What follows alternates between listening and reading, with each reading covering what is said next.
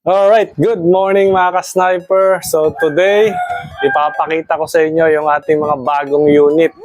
So medyo matagal tayo hindi nakapag-vlog. So ngayon, eto na yung mga inaabangan nyo. Tsaka magsha-shoutout din tayo sa ating mga ka-sniper. Ayan, maraming salamat po sa walang sawang pagsuporta sa atin mga ka-sniper. Saludo po ako sa inyong lahat. Sa mga solid ka-sniper natin dyan, ng mga ka-group ko, mga taga-PNP, taga-Army, taga-Navy. Shoutout po sa inyo lahat. And mamaya, mention ko rin po yung mga ka-sniper natin nagpapa-shoutout sa inyo, sa atin. Okay, so unahin na natin to. Itong ating bagong unit na Tactical HBT. So ayan kung makikita nyo. Tactical HBT siya. Siya ay 3K PSI na mga ka-sniper.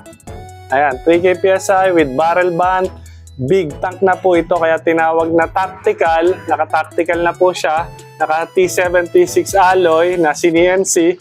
Tapos, naka-adapter na rin para siya ay adjustable, retractable, and foldable na rin. Ayan, tatanggalin lang din po ito parang yung sa ating sa B3K. Ayan, matutupi mo na, kasyang-kasya na sa compartment ng ating mga motor. Ayan. So, ayan, mga ka-sniper. Very compact to, itong ating tactical HBT na to. So, siya na i-adjust din. Adjustable, foldable, retractable, and removable. Natatanggal po ito para ito na lang po itsura niya. Mawala na po yung ating bat. Para naman mag-stay ito at hindi siya napo-fold, ikabit nyo lang po ulit tong lock. Ayan, pinakita ko na agad yung function ulit ng ating adapter para sa ating mga tactical. So, ito yung matagal nyo ng request mga ka-sniper. Kaya in-apply na natin sa lahat ng ating mga tactical units. So, customize yung mga unit natin with 3K PSI. Ayan. So, kung makikita nyo kasi dati, yung ganito natin, yung A2K Big Tank, medyo maliit dito yung tank na A2K Big Tank, tapos 2,000 PSI lang. So, para sulit mga ka-sniper, eto. Tactical HBT na to. So, hammer type Big Tank na tactical.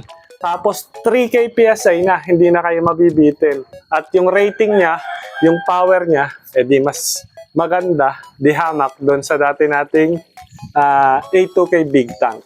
So ito na, Tactical HBT. So ito naman, yung susunod natin, yung kanyang kuya, syempre, si Tactical B3K. Nakita nyo na to doon sa vlog ko noon. Share ko din yung link ng vlog ko na yon dyan sa ating comment section o sa description para mapanood nyo. So, ayan.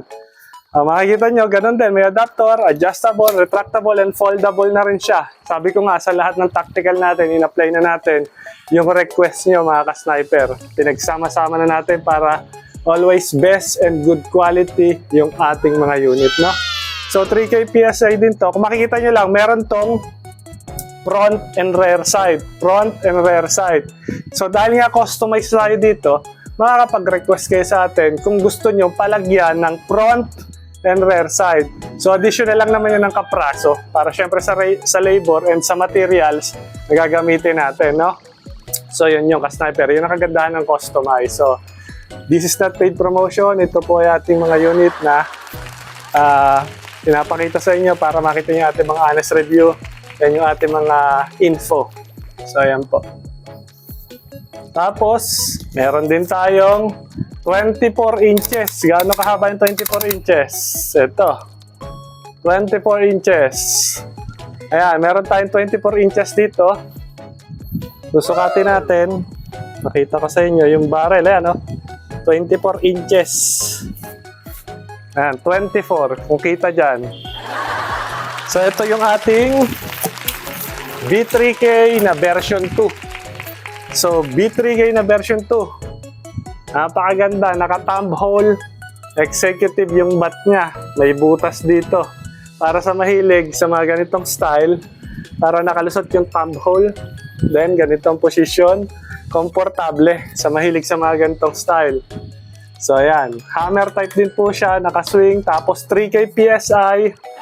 Yung kanyang FPS ay nasa 850 to 875. Ayan, very kalmado pero napakaganda ng performance ng ating unit na to. So lahat to naka-fine tuning na, naka-customize. Then ito, pakita ko rin yung kapatid ni ating B3K. So ito naman yung ating B3K na nakalagay sa BR bat. Ayan, kung makikita niyo yung bat, parang doon sa A2K dito natin. Pero siya ay 24 inches din. Magsinghaba sila ng barrel nito. At yung tank nila ay magsing laki. So ito yung dalawang version nila. Isang may thumb hole, isang nakalagay sa BR bat. So ito naman ay naka-tuning dahil tayo customize ng Team Taurus. Ayan.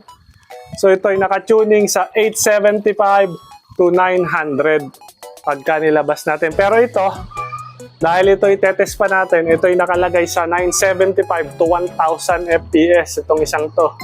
Ayan, napakaganda. Pero if ever na mag-avail kayo mga ka-sniper, lalagay natin siya sa 875 to 900 to 925 FPS. Okay. So, ayan yung ating mga customized unit. Napakaganda. Then, marami pa tayong mga unit doon. So, ito lang yung kasya sa table natin. Ito muna ang mga pangpasilip natin sa inyo mga ka-sniper. Then soon, abangan nyo yung mga susunod pa natin vlog. Ito lang yung simula pa ulit natin sa pagbabalik natin ng ating mga air rifle honest review. Then ingat po kayong palagi mga ka-sniper ha. Maging responsable po tayo mga air rifle shooter na para sa safety natin at sa iba. No? So if ever na magpiplinking kayo, mas maganda gamitin nyo plastic or steel. Then if ever naman paper ang gagamitin nyo, lagay nyo dun sa steel tapos paper para yung tama. Doon lang sila sa likod ng ating steel. Kagaya ng ginagawa natin sa ating plinking site. Alright, so yun lang mga ka-sniper, mag-shoutout na tayo. Baka makalimutan ko pa yung shoutout natin dahil tayo ay mag-tetest pa ng mga unit natin mamaya na tinatapos, no? So shoutout nga pala sa ka-sniper natin si ka-sniper Anthony Roma, kay Junco Del Rabusa, shoutout sa iyo ka-sniper, kay Alan Franco Barrete, shoutout sa iyo ka-sniper partner, kay Tatay Sani Marabilla, Team Kersto from Batangas, kay John Marabilla from Canada, kay Kuya Reynaldo Arem from Canada, shoutout po. Kay Sniper MJ Agkaoli, shoutout sa iyo ka-sniper MJ. Kay Brian Jandog Okabe, shoutout sa iyo ka-sniper. Kay Jordan Evangelio, shoutout sa iyo ka-sniper. Sa ating ka-sniper na si Lagmay Mond, shoutout sa iyo ka-sniper. Kay Brian and Malu Malyari, shoutout sa inyong dalawa, shoutout ka-sniper. Kay Oliver Manalang, shoutout ka-sniper. Kay Victor Herrera, shoutout sa iyo ka-sniper. Solid ka-sniper natin, ka-team namin, Coast Guard, si Gio Clay, shoutout sa iyo ka-sniper. Sa pinsan niya na nag-avail sa atin na dalawa ng A2KB1, last na yon, yung batch na yon. Si ka-sniper Pinwork, shoutout sa iyo ka-sniper. Shoutout na rin sa ating solid ka-sniper dyan, nakauna-unahan natin ka-sniper na si solid ka-sniper Navy, Bon.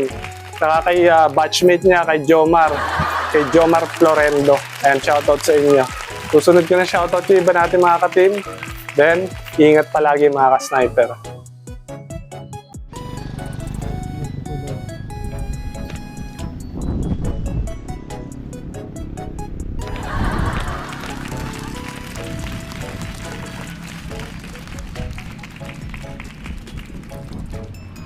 Alright, so good afternoon mga ka-sniper, mga kamoto adventure. So another araw-araw sipag lang.